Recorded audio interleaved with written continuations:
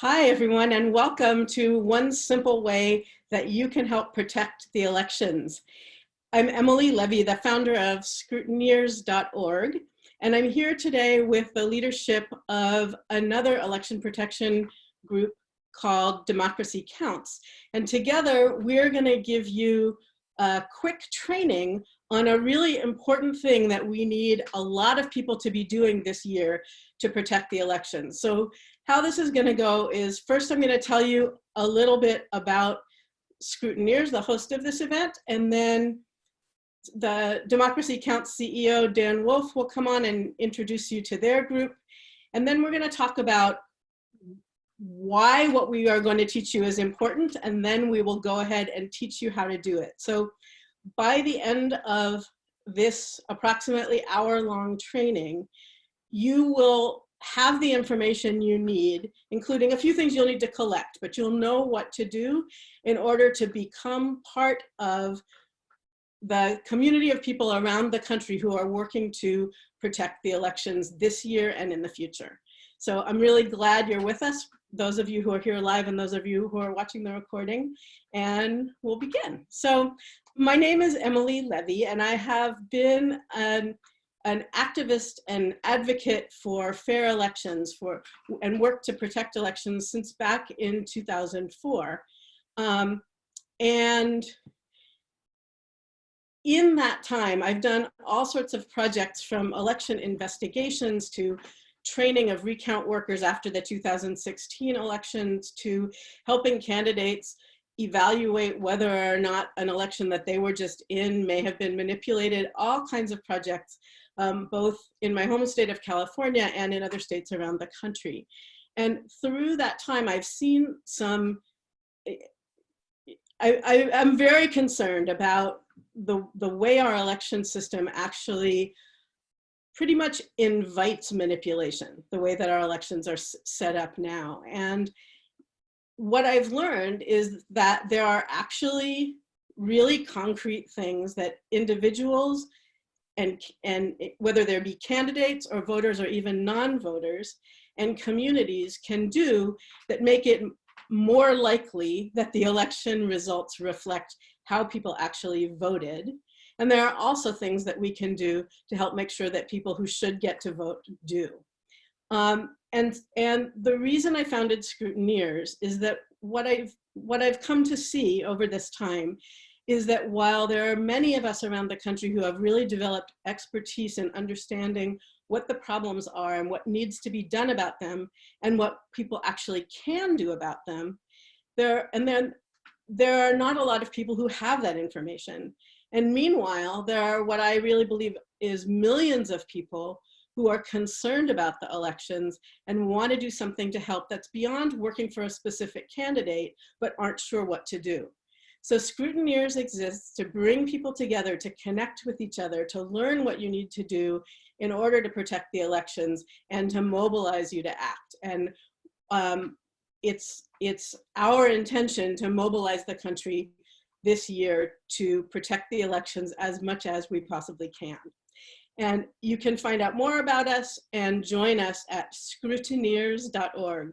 Scrutineer is a word that means someone who is an election monitor or investigator in many other countries, and hasn't been really used in the United States yet in regards to elections. So that's where the name comes from. And anyone is welcome to join. We're a nonprofit organization.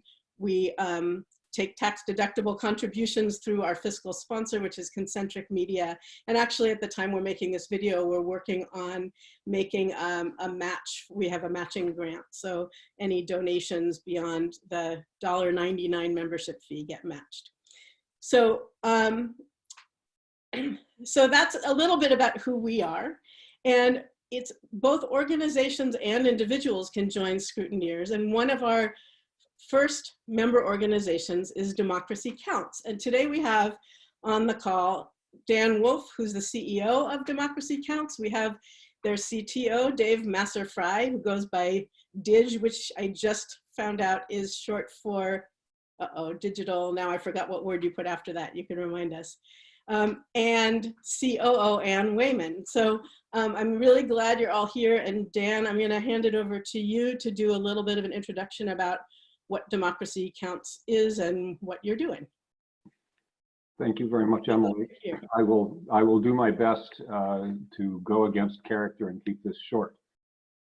The Democracy Counts is a nonprofit tech company. We're also a 501c3. We're kind of a hybrid tech and nonprofit. We've developed a forensic approach to election protection, rather than waiting for Congress to act or for lobbying to work over the long term, that sort of thing.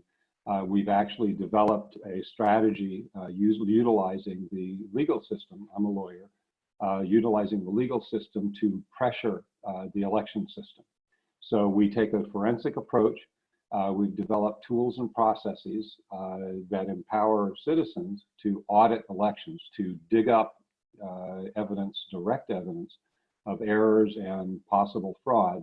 That evidence can then be used by lawyers for parties in interest, such as candidates, civic groups, and so on, to go into court and to challenge suspicious elections. These challenges can result in injunctions against certification. They can result in investigations. They can result in scandal.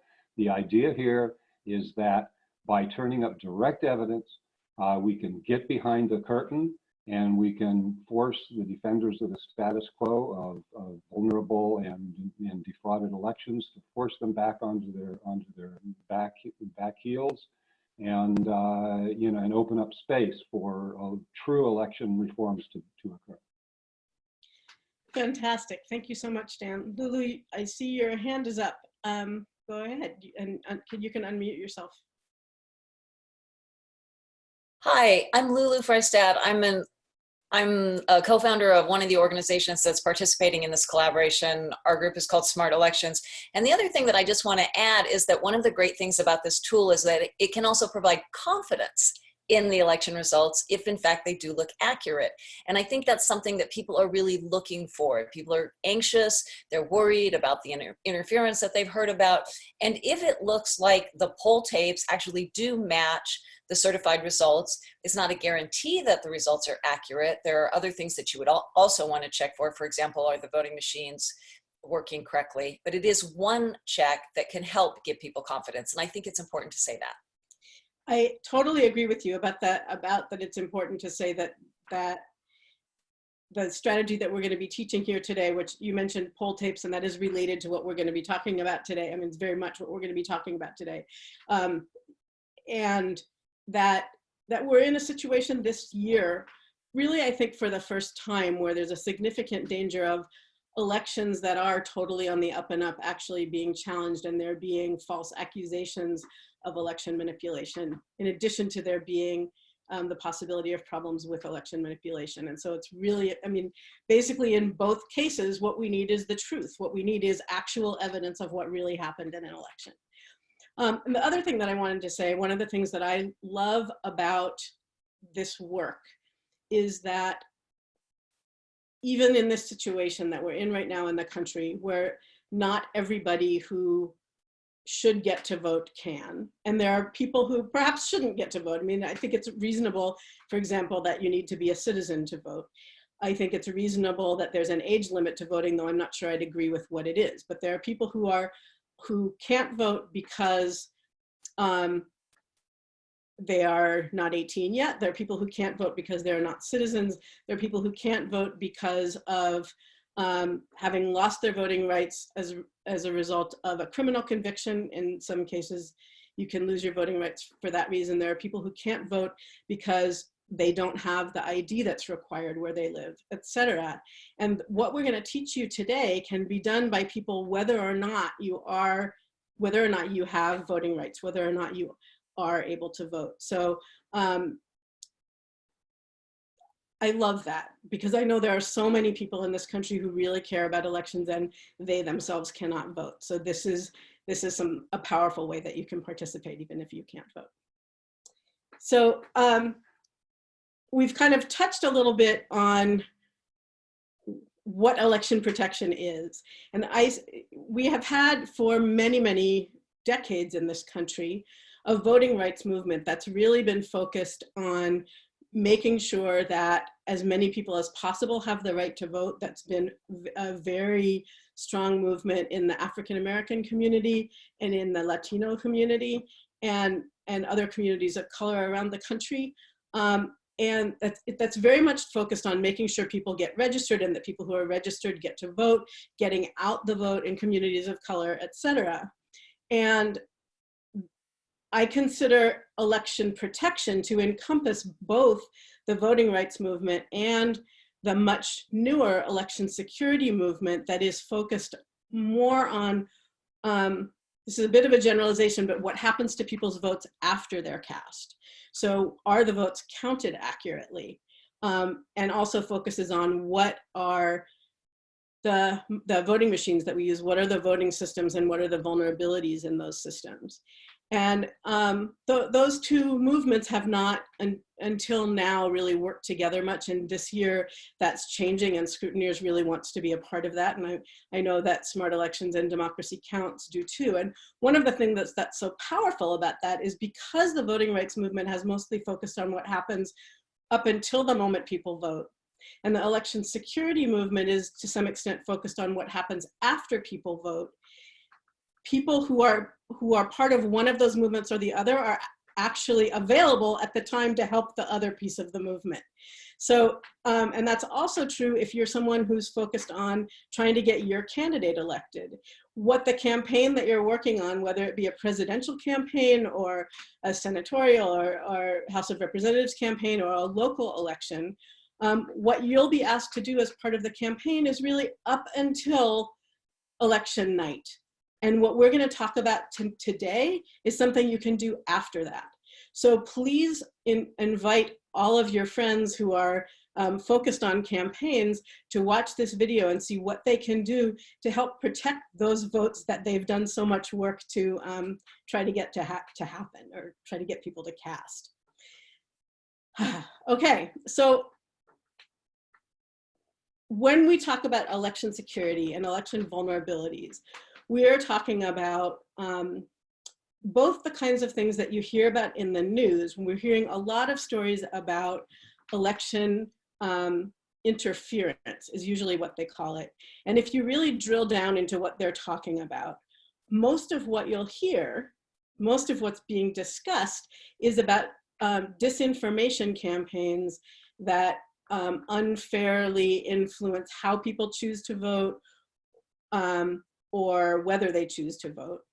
And what you won't hear in the news is about the vulnerabilities in our election systems, in the computerized machinery that we use to register people to vote, to check people in to vote, to cast votes, to count votes, and to report that out. These systems are increasingly computerized and have huge vulnerabilities because they are software-based. And around the country, leading computer security experts are in virtually unanimous agreement about that computers really should not be assigned the kinds of tasks they are in our elections. They should not be used to count votes because they're too easy to manipulate. But that is the system we have now. And so what we need to do in addition to trying to get rid of those systems and move to a system of hand-counted paper ballots where people that are also hand-marked, so where people use a pen, mark their ballot by hand unless they need mechanical assistance due to a disability.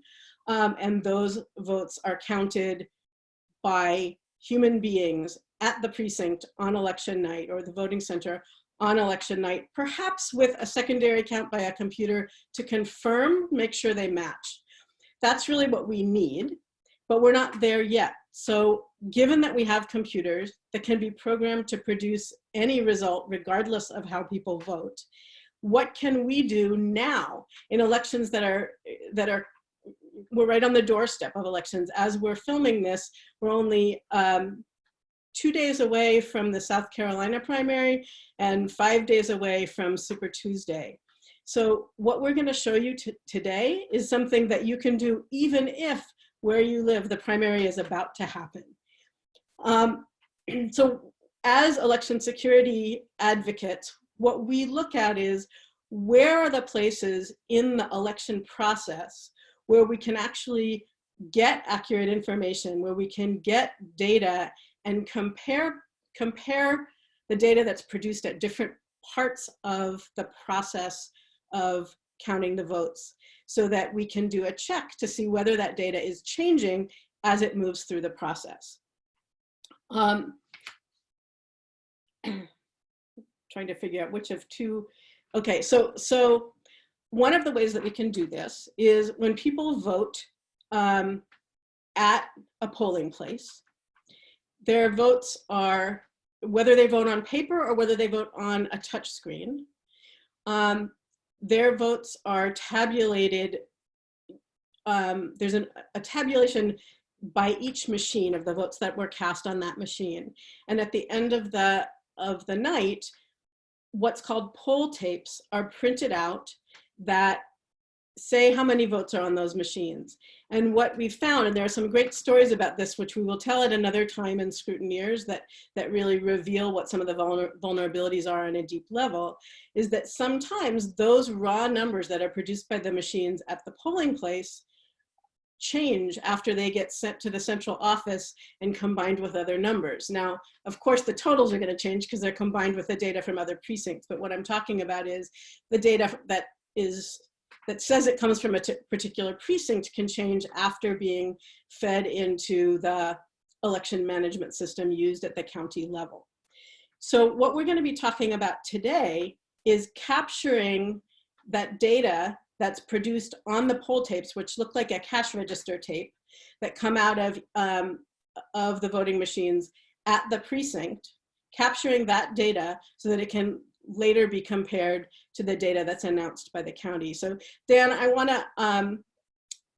wanna just check with you and see whether there's anything that I said that you wanna correct. Did I get anything wrong there? No, and I'm always happy when other people explain things better than I can. Thank you very much. Sure.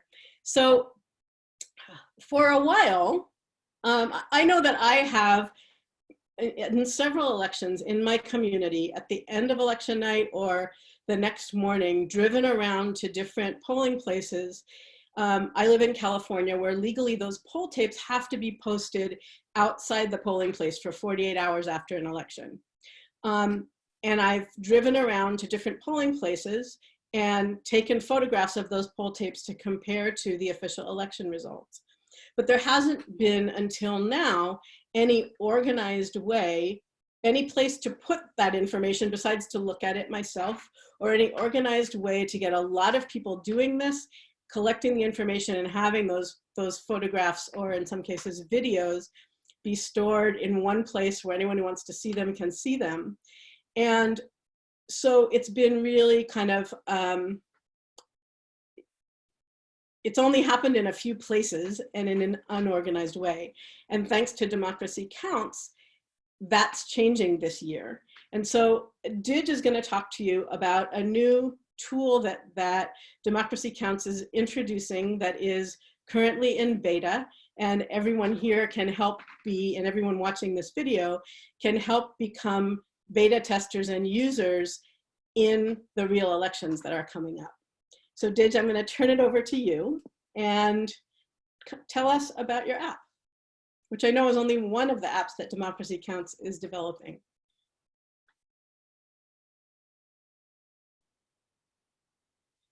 I'm going to unmute you.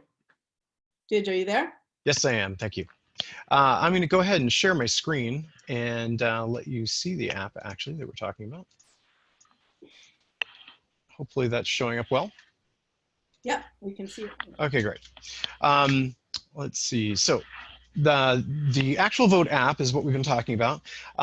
It'll be available from the Apple Store Oops, sorry, we got a window popping up here.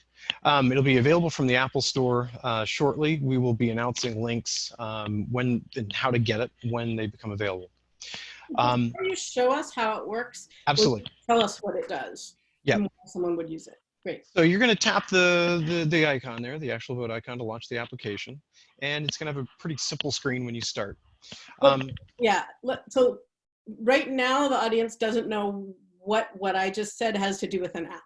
So let's back up a little bit before we demonstrate it and say what the actual vote app does is allows you to record a video of a poll tape. And then upload that somewhere, which you will tell us about, so that it can be used, so it can be compared with actual vote totals and used as evidence if necessary to challenge an election, etc. So someone could just take their phone or camera and go to a polling place and do this recording, but then it wouldn't get combined with data from other people to That's right. to create the giant data set that we need across the country. And I mentioned that in California, it's required to post poll tapes publicly after an election, and that's not true everywhere, but it's true in many states. So, okay, now I'll turn it back over to you to show us. All right, great.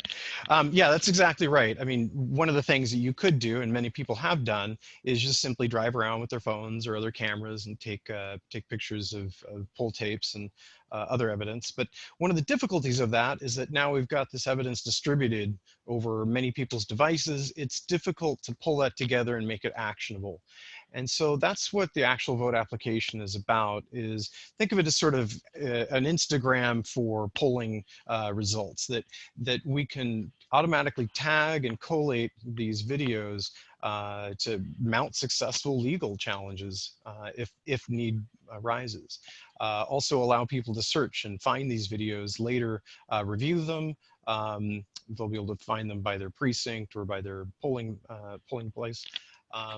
So that's really the key here, is making what people are already doing actionable, and also give them a better legal basis for mounting a challenge. So let me go through the app. I just launched it. And we've talked about polling tapes. I'm going to use the app and make a recording and show you what one looks like. The basic way to do that is to just go ahead and start by tapping the video icon in the upper right hand corner. Now, one of the things it's going to do is it's going to ask me to sign in. We need you to sign in, and you can use a social media account with Google, or you can create an account directly with us. But we need to know that so we know where these videos are coming from. And if you sign up with an account of your own, you will be asked to verify your email address before you'll be able to proceed. I've already logged in previously with Google, so I'm going to go ahead and continue with that. And now I'm going to be able to create a video. So here's one of the polling tapes. It's like actually switch to your video camera. You're actually still in the app now. That's right. We're actually using the app and looking at the polling tape through the application. Now, what you're seeing is actually a mock-up of a polling tape. These are instructions that you can download yourself, and I'll show you how to do that in a minute. And you can print these for practice or training as you would like. So when you're ready, line up at the top of the polling tape, hit the video button to start making a recording, and just go ahead and start, get it in focus and make sure everything's readable. And you're just going to move down the polling tape slowly, in parallel with the tape. Not that readable right now. Is that because? So I think the lighting here is a little awkward. So you can adjust as you need to. Why it's good to practice. Exactly. This is the point. And so I'm not going to do the whole tape. You can see it's actually quite long.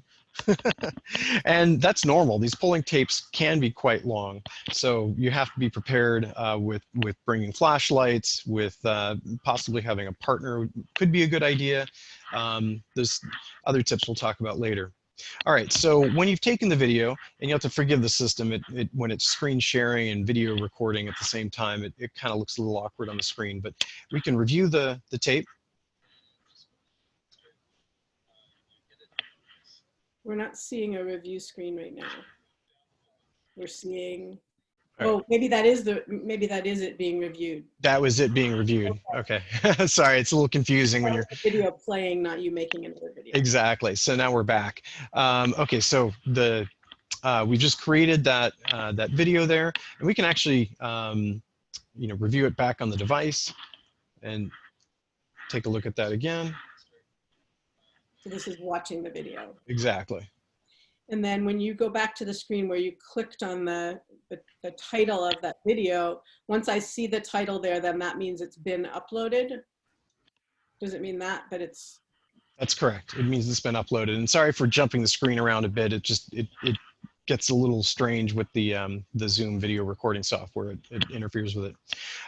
Yeah, exactly. Once you've seen that the little video icon, the thumbnail there on the left-hand side with the timestamp, that means it's uploaded the video. The videos will upload in the background. So even if you're not online, if you're walking around and you don't have a good network connection, it's okay. It will upload later automatically. And then where does it go? So from there, it's going to go to our website at Democracy Counts, and we're going to allow that then to be viewed. We're going to first review the submissions, tag them according to the information that's on the polling tapes. Like, for example, where it is, where it was taken from, polling information on there, and then make that video searchable and reviewable back on our site. So to give you an idea what that's look like, or what that looks like, this is the site here, and this is an early version of it. It's still in development, but what it's showing you is the tape that actually the recording that I just made just a minute ago, the latitude and longitude of where it was taken. I know who took it, and information about the precinct information, such as we know, and where it was, and the video itself. Now I'm having a little bit of trouble right now with the playback of this, and that's because the video format that we're getting from the devices isn't compatible with the browser that I'm using, and we're going to be working on that to fix that. What users will then do once they've collected the videos and then they've gone and we've seen a report, we actually get the official results, not the certified results, but the published results from the Secretary of State that basically says, here's the tallies from each of the polling places and precincts. Then users can go onto our site and they can actually go and look for various precincts. I've got some test data in here, so don't mind that. But you could actually go down and look into a particular precinct and look at the various submissions that were created there. You can also navigate by polling place, and you can sort and you can search for particular polling places as you need. Right now, I've got a bunch of data for Florida loaded in here, so these are all Florida polling places. Because I think some people don't like to look at things that look like spreadsheets. So this data that you see here is where your uploaded videos will go. And then right. This is the information that's pulled off those videos. And you don't have to do this next part if you don't want to. So exactly. if you're one of the people that's out in the field recording poll tapes, that may be all you want to do. Or you may be one of the people who then goes in later and compares the precinct data that's released on the county's website to the information on the poll tape. So it's possible to do either of those jobs or both of them. That's right. And we've got a couple of questions. One is whether the video automatically uploads, and you do have a choice to retake it, or there's a button that says use video, and so when you're done, you would click use video or tap use video, and then it would upload, right? Yeah, let's review that real quick. So if I'm taking a video and I line up it here and I start the video, and let's say, it's looking blurry right now. And as I go through this, decide, the quality is just not good enough. I can choose to retake that video. So I'm going to tap. You can't see the button on the screen right now, but I'm tapping retake, and it's going to allow me to redo that video. So then I can go ahead and tap video again and make that How did you recording. get that review option to appear at the bottom of the screen? You know, it's unfortunate. There it goes. You could just barely see it in the recording. Again, I apologize, but we're getting interference from the recording software and the video sharing software from the device, so it's not showing it to you.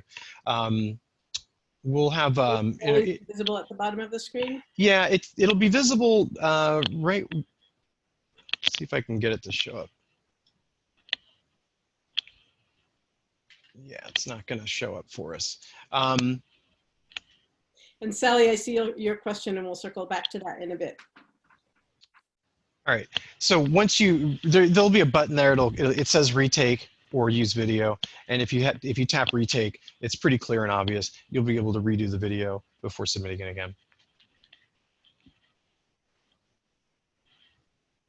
Okay. So, Dij, I'm going to just ask some questions just to make sure that I understand this correctly. So the process is you have the poll tape that you're at the location, you videotape the poll tape, and you have to give your phone permissions, correct? Like camera permission? Do they have to give them audio permission? What permissions are necessary?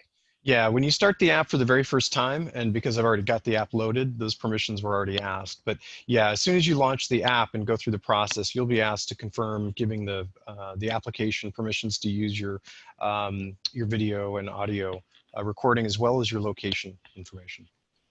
And does it also have to connect to a browser? Will it ask you for like an internet connection permission? It won't ask you for an internet connection permission. It will ask you to sign in, though, when you tap the video button the first time, and possibly later if it's been a while since you've used the application. It'll ask you to reconfirm your sign-in. And then to be clear, so you launch the app and then there's a big red video button and you're inside the app now. You're not inside your camera or any other part of your phone. You're pressing right. that red button inside the app, correct? Yeah, it's the red button. What you're seeing is the video recording component of the application. And so this is part of the application itself. It's not switching to Apple's video, for example. You're making a new recording. You can't use a recording that you've already created. Part of the reason for that is because we want to make sure that the recordings submitted were created through the app and not somewhere else. I'll point out right here. That's for security reasons. Exactly. Yeah, it's for the authenticity of the video. Go ahead. I want to just interject one thing here, which is that within Scrutineers, there is a private area for people who are working on this project that you can become part of to ask questions later. So I don't want to get into too much more detail. I don't want to get into too much more of the technical detail that could chase people away who aren't ready for it. I would rather the really detailed questions be asked inside that group later, and then the answers can also benefit more people. So Sally asked two questions. The second one we'll address first, which is availability for Android. So let's talk about availability both for Apple and Android now. All right, so our plan has always been to make this available on both iOS and Android devices. Just as a matter of timing and resource availability, we were able to work on the iOS version initially. We are actively working on an Android version. I've actually got some news there. I've been talking to some other developers, and they're stepping up to assist me with this. So hopefully we'll have Android as soon as possible, but unfortunately I can't promise a particular date. And so, with Apple, you're in the review process now. At the time we're making this video, we're expecting it to be available within a few days. That's right, literally anytime. And then Sally also asks, does the recording show up in your photos on your phone? No, they will not. Okay, and then, so if you have an Android device only, what I would recommend, and I would actually recommend this anyway, is that you find a partner to go out and do this with. And there's a few reasons for that. One is safety. One is that if you're going to multiple polling places, you won't have to necessarily park at each one.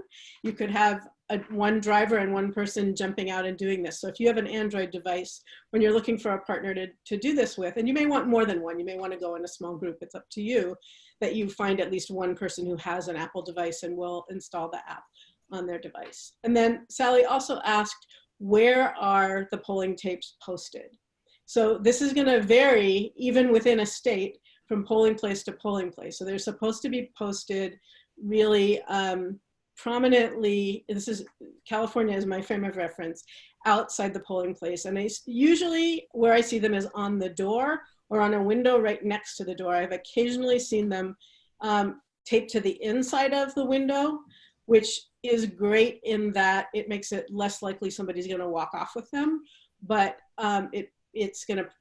could create an issue with reflection on the video. So if you're filming through glass, you're going to want to be really extra careful to review it and make sure that there's not a reflection of your flashlight or something that's blocking some of the numbers from being shown. Emily, let me throw out, as a photographer, the way to defeat reflections is to use a fairly diffuse source, i.e. not a pinpoint flashlight, but a flashlight with a reasonably broad beam, and then hold it to the side at about 45 degrees so that the reflection bounces off to the other side. Then you're seeing right through the glass, right onto the tape without a reflection.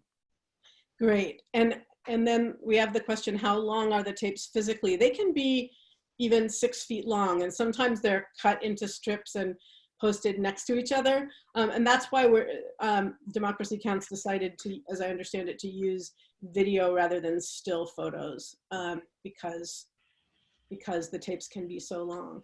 So I have once or twice had to look around quite a bit to find them. And I have also run into polling places where they were supposed to be posted and they weren't there. And I don't have any way of knowing, were they not posted, or did somebody take them down afterwards? Let me say a word or two about that. In a, let's call it a fair jurisdiction where there's nothing to hide, you're going to find the tapes, and even if they're posted outside, they're going to be there right after the election. We have experienced occasions where the tapes have been taken down by poll workers. I mean, not poll workers, by election administration workers. We believe, in order to keep us from seeing the tapes. The way to prevent that from getting in the way is to get there, to be there when the polls close, possibly be, if you can, be inside when they're counting and so on. And then as soon as those tapes go up, take the pictures. Now, if you're a regular person who just wants to do this, go the next morning, see if the tapes are there, and take the picture. Now, if it turns out that the tapes never were posted or were taken down right away, you can go down to the registrar of voters office, or the supervisor of voters, it's called in some states, and ask to see the tapes, because there's a second copy that they store, and they have to show you that tape because it's public information, and you can take a picture of that tape instead. And so it actually would be great. I don't know if you have this on your website, some of these questions and your answers to them, and questions of, it would be great to help people know how to find out whether poll tapes are required to be posted in their state. I don't think you yet have the information on all 50 states, but maybe some suggestions for people about how they can get that information. And if there's something like, I know if I were doing it, especially if I were going to go into the polling place before it closes and watch and make sure they are going to post the poll tapes, it would be great actually to be able to have a printout of the regulation that says they need to, in case the election workers who are very tired at that point don't remember that step in their process, or don't understand that they have to do that. It would be great to be able to show them, yeah, this actually does need to happen, and here's the law that says it. Thanks, those are good ideas. We'll act on them. So let's see, we've got some more questions. If the recordings you film aren't in your phone's gallery, can you see them in the actual vote app? And the tapes also get blown around by weather and can sometimes wind up in the bushes nearby. Good point. Yeah, good question. So yes, you can see them in the actual vote app. As you can see right now, I could go back and actually select a video and replay that. So there you go. And we've got another question, which is hypothetically, you could go down to the registrar of voters and ask to see the polling tapes of X number of precincts. And would those be correct, or do we have a chain of custody problem if we're not? Well, yeah, Sally, you've put your finger on it, haven't you? This is the reason we want these pictures to be taken right away, if at all possible, because you never know. If you're in an unfair jurisdiction where people are trying to conceal something, where they have the connivance of the people who are running the machines, they could conceivably run, you know, a kind of a double ledger, you know, sort of a situation where they have one tape for the public and another tape for the registrar of voters, and that would be become the official one.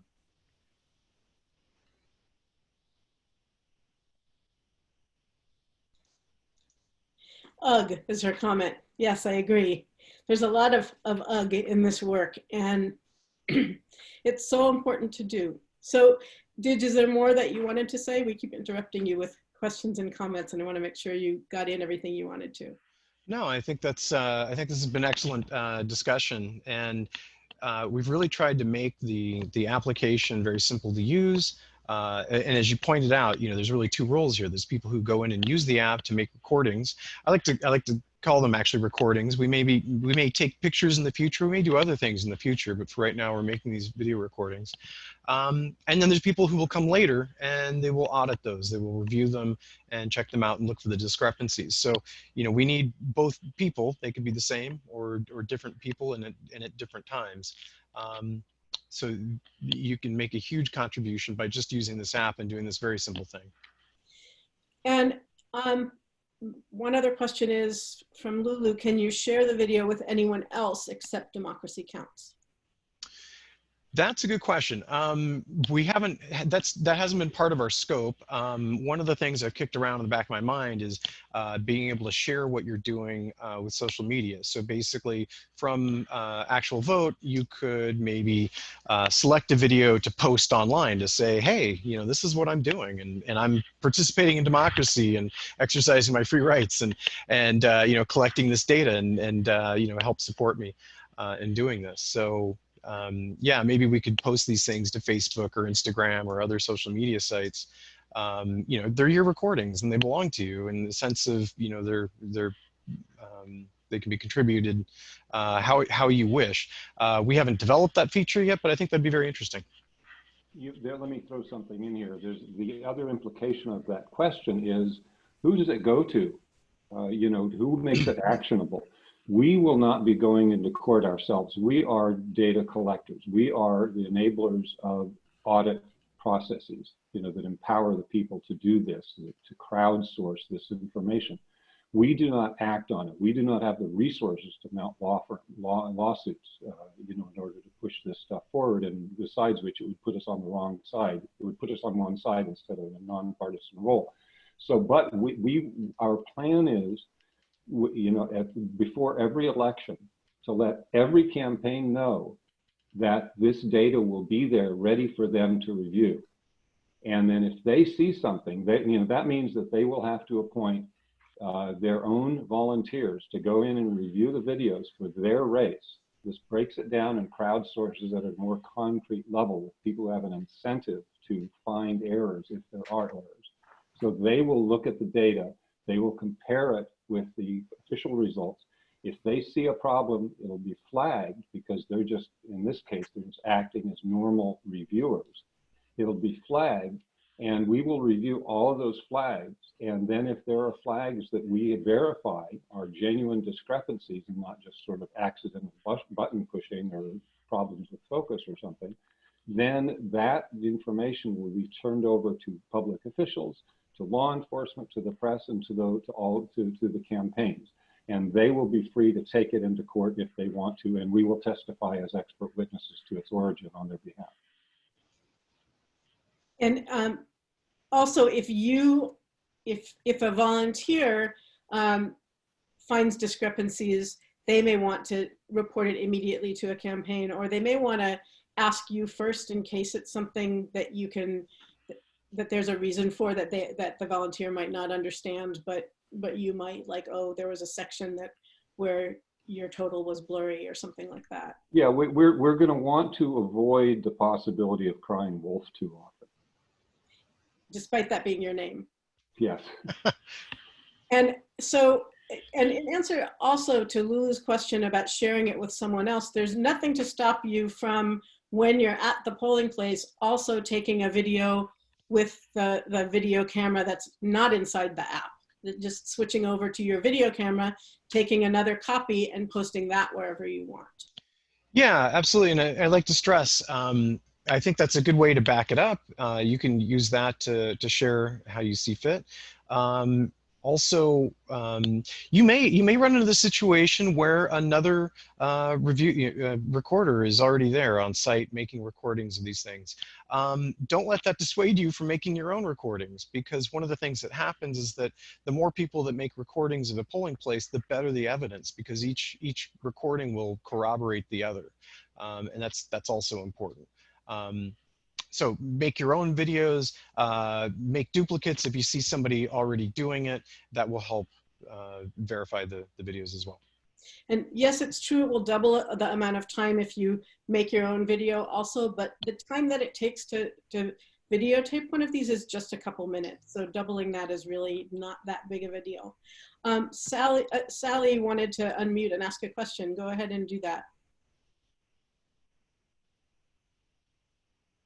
Okay, so this is just too complicated to write, but hypothetically, let the polls close at what, 8 p.m. in California?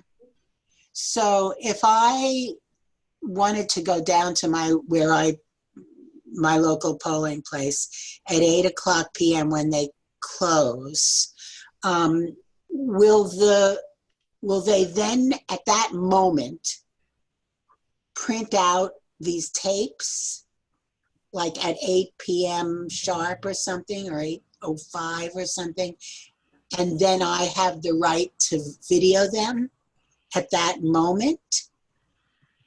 No. It's a great question. Very good, excellent question, because the counting the votes, whether it's done, on a Scantron, pushing the paper ballots through a scanning machine, or just simply printing out from a touchscreen machine, whatever it is, or counting them by hand, which is done in some places. And thank you to them. That takes time. It takes, if all the machines are mechanical, or electronic tabulators, and you don't have to scan the ballots, it's still going to take everybody an hour or two, to go through all the processes of closing down the machines, reconciling everything. And it's kind of like reconciling cash register receipts and so on. It takes time. So typically the tapes are probably not going to go up until 9 or 10 p.m. So that, I'm talking about realistically, if you're trying to recruit volunteers, the average lay person, like I'm interested, what can I do type thing. And so an average lay person is not going to be, like me being an average person, is not going to be hanging out till 9 or 10 at my local polling place, because I'm going to be in bed by then. And so then I would have to count on getting up in the morning and seeing if those things are still there, or they've been pulled down, or they're never got put up, or whatever. And then you're saying if I go, then I can't find them, or I don't know where they are. I go down to the registrar of voters place. Then that tape that's there has the potential to already have been altered. Yes. So let's break this. You've described 3 separate steps in the process. So obviously some people are going to be in bed. Let me say that we have a kind of 2 natural user bases for this app. One is activists, obviously, or people like yourself, people who just want to do the right thing and make sure that the evidence is preserved. The other is people who are actually involved in the political process. They are poll watchers. They've been at the polling place all day. I want to do this as a kind of say this as a call out to them. If you are a poll watcher, if you're working for one of the parties, you're a precinct captain, you've already invested, days, weeks, months, in trying to make sure that your candidate gets voted for and that the vote is counted accurately, then have this on your phone. So you're inside the polling place watching the counting and reconciliation process going on. As soon as those tapes are done, take the picture. Right, but that's not what I'm talking about. Now then, right. Then if you're not there, if you personally are not a poll watcher, and so you find it's not there in the morning, then you're going to have to go down to the registrar's office if you want to follow up, and there is the potential for that gap. Hopefully somebody else will have taken a picture.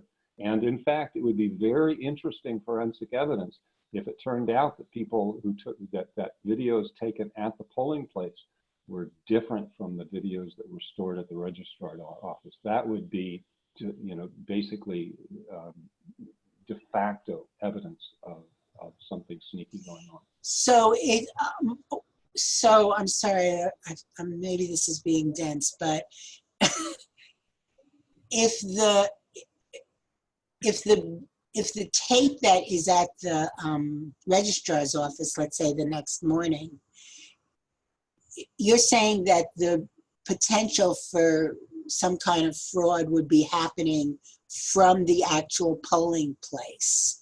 But is it possible that once the tape goes to the registrar's office that then it could get changed before it got uploaded to wherever else? I don't think that's too likely. I think most states are consistent on this particular rule that when the machines push out their tabulations, they are required to produce 2 tapes, and the 2 polling officials at the location, the captain and vice captain, they both sign and countersign both tapes. One tape goes up on the wall or in the window.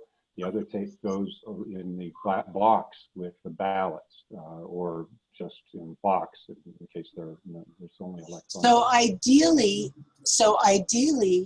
it sounds like in order for this to work the best way, you would want somebody, ideally somebody of those poll activists or poll workers, to be at every single polling place throughout the country. That's exactly correct. I mean, we need for everywhere in the world that elections work well, it's because there are regular citizens, including partisans, who are, in fact, best if you've got partisans on both sides of the fence. They're both there and they're both verifying that that the process is running in a fair and neutral way. So hypothetically, if we're talking about votes in communities, let's say communities of color or southern states that have been known to be questionable, then you would want, presumably, ideally, to have people at those polls.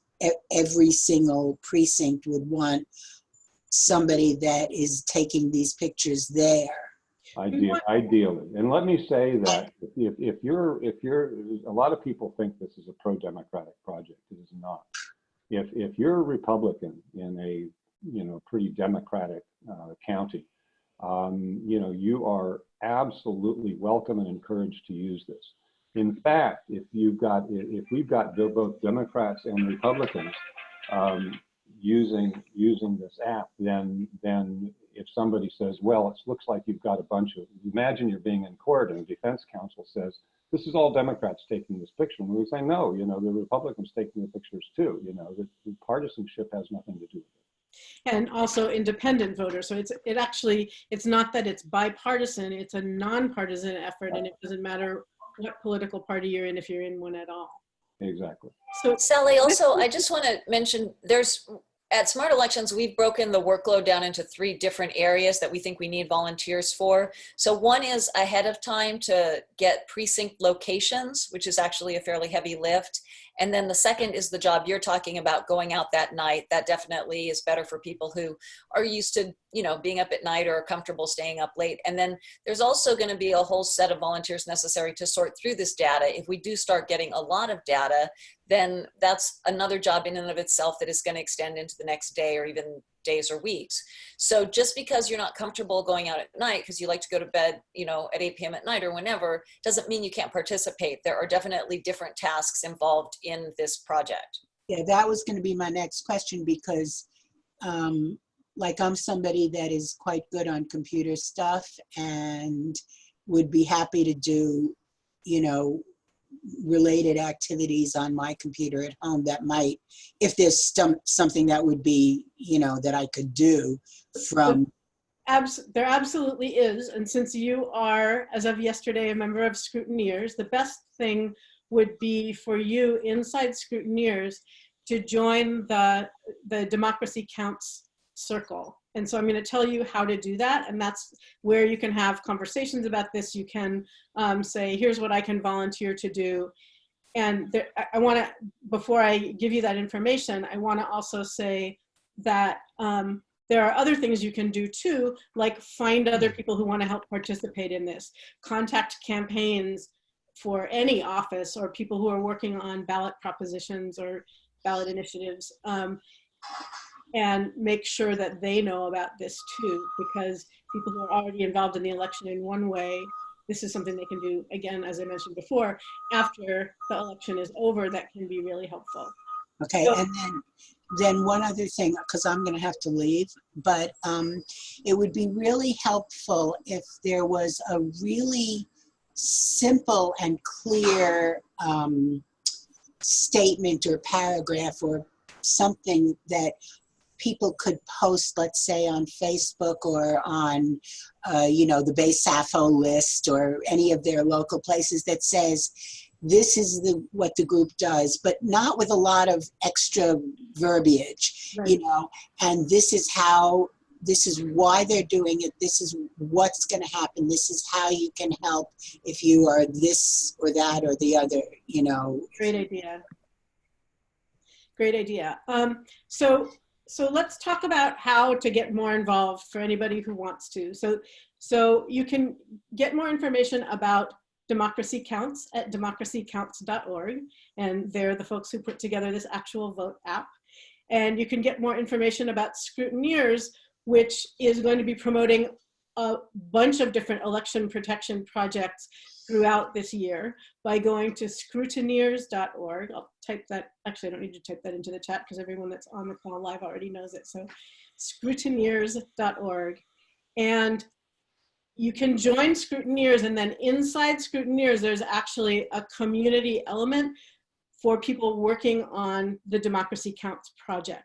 So once you're inside Scrutineers, the thing to do is to send a private message to Ann Wayman, W-A-Y-M-A-N, who's here on the call today. Hi, Ann, who is the Chief Operating Officer of Democracy Counts, and she can add you to their private discussion area inside Scrutineers so that you can communicate with other people working on this project.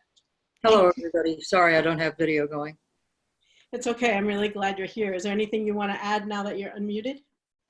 I get more and more excited the more we do work with this. And Emily, I want to compliment you on the way I'll be using a lot of this video to actually develop documentation that makes sense. And I really, really appreciate it. Really cannot tell you how much I appreciate it. So thank you very much. Deep bows. You're so welcome. Emily, can you send out that last bit of information you had about the different organizations, like in an email, so that it's a compact place to be able to get? Yeah, and I will also post it inside Scrutineers along with the recording of this call. Emily, is it okay to just give the Smart Elections website where people can get information? Once you join as an organizational member, I would be happy to invite you to do that. Okay, thanks. Okay. And so let's just check if there are any other questions on today's call about this project. And I want to just make sure that everyone heard that if you go into the Apple App Store right now, at the day that we're making this this recording, you will not yet find the actual vote app there. It's in the approval process. We're hoping that it will be approved in the next few days. That's what Democracy Counts is anticipating. And if you go to their website and sign up for their email list, they will notify you as soon as it's available so that you can go ahead and download it and practice with it. And Emily, we'd love that if you sign up so we can let you know. And if you're getting too much email after we've notified you, it's easy to unsubscribe. Great. Well, thank you all for being here today. I really appreciate the fantastic questions, the attention, the presentations. Thanks to the Democracy Counts team and everybody who participated today and everyone who is working to protect our elections. Bye for now.